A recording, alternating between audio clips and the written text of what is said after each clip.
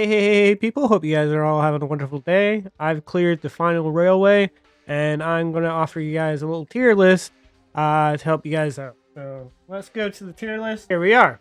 Okay, so last time I made a tier list, it was on predictions. It would be Lapshana and Chaos, and I've rightfully taken it down.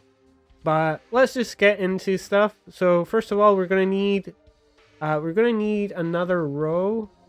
Add a row below, and this is going to be our E tier, and that is for Edgar, the worst character in the game. The reason why this is his entire kit just doesn't do enough damage for him to justify a slot. His slot will usually be replaced by any other character that has healing or also just buffs or does something else other than just healing. His entire kit is pretty much cursed, and probably will never see any real good play in the future. Next up is MC. So MC is S tier because you're going to pick them 100% of the time, and every single time. There's no scenario where you're not going to have him in one of your teams. His Esper cycle, instant cycle is completely off the hoop, and obviously you could be the girl if you want. I personally think the guy's better. He has the fastest run speed in the game, so that is an element. Next up is Mint. She is going to go in the B tier. Definitely one of the better DPSs that you can put in your team. Only the reason why this is you might end up using your two other anima DPS over her and your Blossom team, and you might want to keep an anima user for another Blossom or sort of Hex team. Anyway, we're going to go with Nanalie, who's going to go in the A tier. Definitely one of the best DPSs in the game right now. If you have her, you're probably going to pick her, but she definitely isn't the best DPS in the game right now. But let's get into our next character, Satori. Satori is definitely one of the best characters in the game, hands down. Defense shred, attack buffer, CC.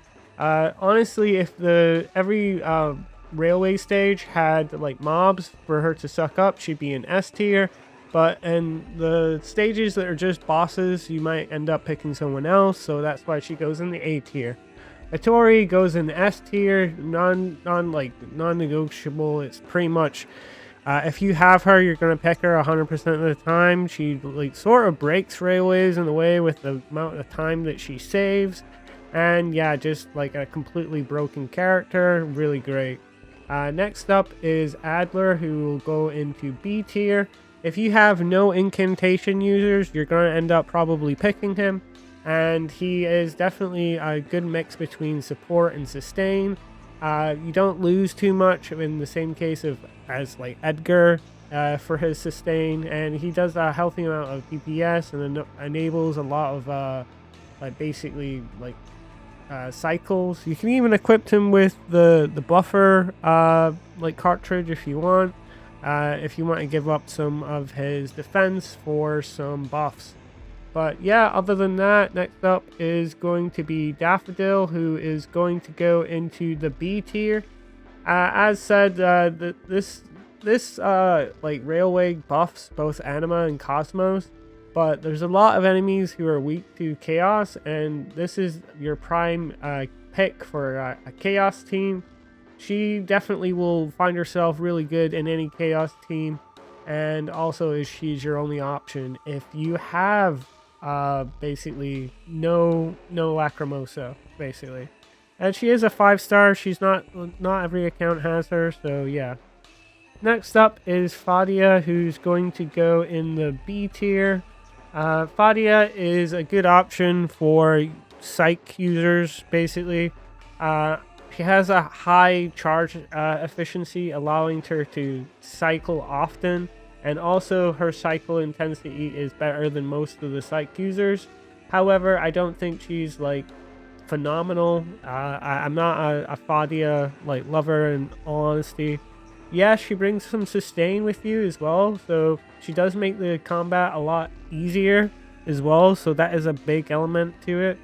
But she isn't the best psych user, and there are other psych users who sort of compete for her slot. Next up is Bai Kang, who is sort of a side grade upgrade over Adler overall. Basically, you give up all of Adler's sustain for more damage. He is honestly the only incantation damage dealer, and he has a little bit of sustain and sort of buffing as well as he enables Hex. He is definitely good if you want some on-field incantation time, and a good remedy for those chaos stages, as the enemies are usually weak to incantation and chaos, so he's a good pick for some of those stages. Next up is Lacrimosa, who will be an A tier, and I'm going to caveat this with, if you have her A1, she's S tier, but if you have her at A0, she's A tier, and that's with her like signature weapon and everything. She's a great like damage dealer for chaos. She sort of enables the entire like chaos team meta, and yeah, definitely a really good character overall for like DPS. But without that instant cycle ability that she gets with her A1, she sort of falls off against some of the other S tiers and stuff like that. Next up is going to be Skia, who is going to go into the C tier. Just a significantly a good upgrade over Edgar. Enables charge teams for Chiz, but just sort of like he kind of falls flat over his competition. Lakshana just kind of sucks, and he is the worst Lakshana user. He can equip the buffing arc and also equip the buffing cartridge to make him a sort of DPS nuke buffer sort of situation, but your results may vary. Next up is G1, who is going to go into the A tier. A tier CC, A tier damage dealing. Also, if you have her A1, she has healing, which could put her up to here, but the healing is just not really that great. I tend to go with the damage myself. But yeah, G1's really great for all the mobbing stages.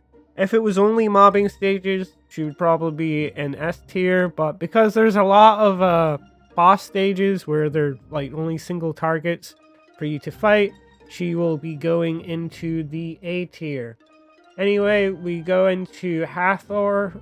Hathor is going to go into the B tier.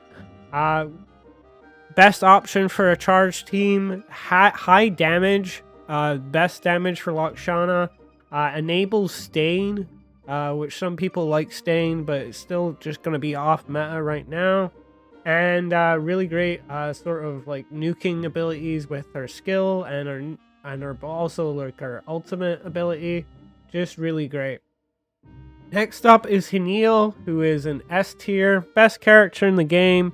Hands down, S tier healing, S tier everything. No, I'm just kidding. She's going to go down into the... I'm going to put her in A tier. Basically, the best psych user. If you're going to use a psych team, she's going to be on it. She makes her way onto off-element teams and like synergistic teams with her buff, but she sort of falls behind in effectiveness to Sakiri. But yeah, just in this current meta where there's no really like good benefit for using Stain, she makes her way onto the A tier. Next up is Chiz. Chiz is S tier, the best character in the game right now, hands down. Crazy damage with her ult that allows her to do constant critical damage. And yeah, this character is completely broken for this stage of the game, and honestly, you're not going to see like any better results than having Chiz on your team. Chiz can honestly like do complete stages just by herself, and yeah, she's just broken. Next up is Aurelia, who's going to go in the B tier. So, like, she's sort of equal with Fadia. She has CC, main DPS potential, has her own arc that's really good for her, and she is just sort of really great. But obviously, you're probably going to use other options other than Stain, unless you're really crippled for DPS. as there's not actually any free-to-play main DPS, in all honesty, unless you pull by Kang or like Hathor or like Lakri or Nanalie.